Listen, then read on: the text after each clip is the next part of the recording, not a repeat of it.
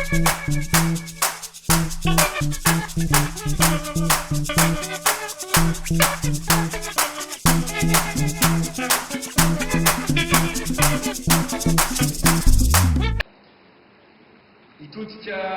aminareo mpanao fanatanjahantena kosa ny tenako ankehitriny.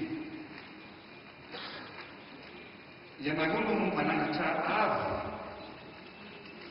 ny fanevam-pirenena, ary rehefa tompon-daka ianareo, rehefa tolorana medaly, rehefa manao fifaninanana any ivelany any,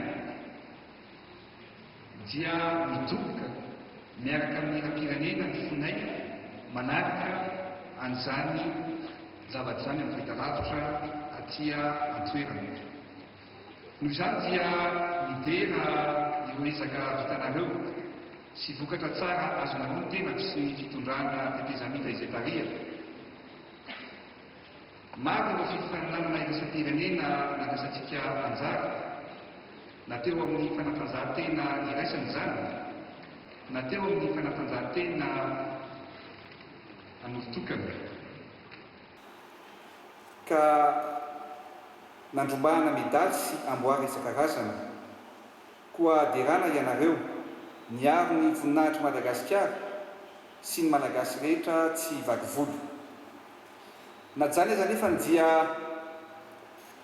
misy kosa ireo fanakianana ireo taranja sasatsasany no ireo lesoka isan-karazany miteraka ny tsy fahombiazana izay tsy azo odiantsika.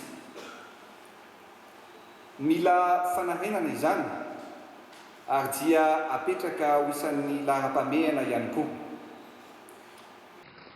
Tsy onona intsony isika amin'ny fandraisana anjara tsotra izao eo amin'ny fifaninanana iraisam-pirenena, na dia malaza ary ny fenitra olimpika milaza amin'ny hoe ny zava-dehibe dia ny fandraisana anjara, fa amiko dia ny hibata fandraisena ny tanjona manoka eto, koa hojerena manokana ny fanomanana ny fandraisantsika anjara amin'ireo fifaninanana iraisam-pirenena ho azy.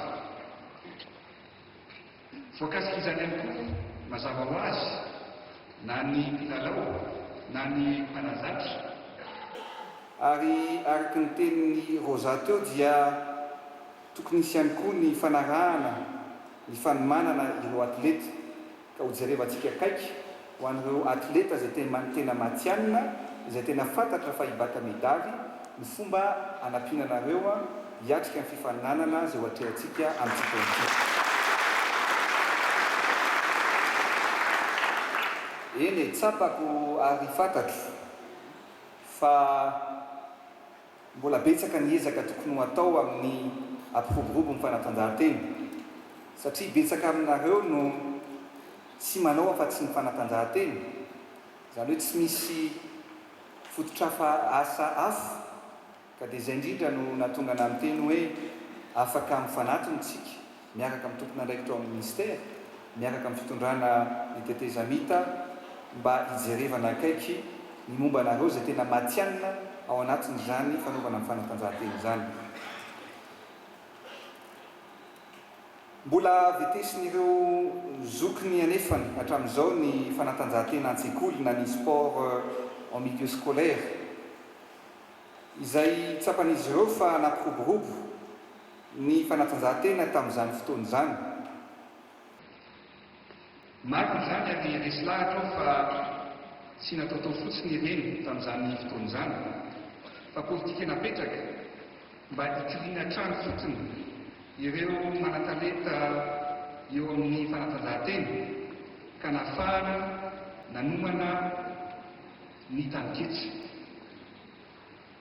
Nahazoan'i Madagasikara vokatra tsara izany, ary izay indrindra no tokony hamerenana an'izany sport scolaire izany, satria dia efa fantatsika fa tamin'ny taona 70 moa dia tompon-daka ny ekipa vehivavy tamin'ny amboaran'ny Afrika tamin'ny taranja basketball izany. ka nohozany dia averinay fa trakefa tsara izany ka mendrika averina indray anandrakana avy ny fanatanjahantena malagasy. Tokolasy tompivavy ry namana mpanao fanatanjahantena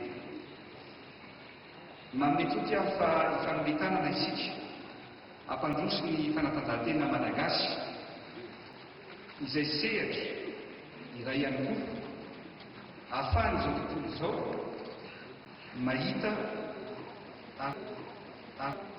ny maha-malagasy ny malagasy ary manana ny tanànantsika maizy azy eto amin'ny firenena mba ho taratry ny izao tontolo izao. Misy ezaka betsaka atao amin'izany fa dia ifanometana antsika mba ampivoatra hatrany ny fanatanjahantena.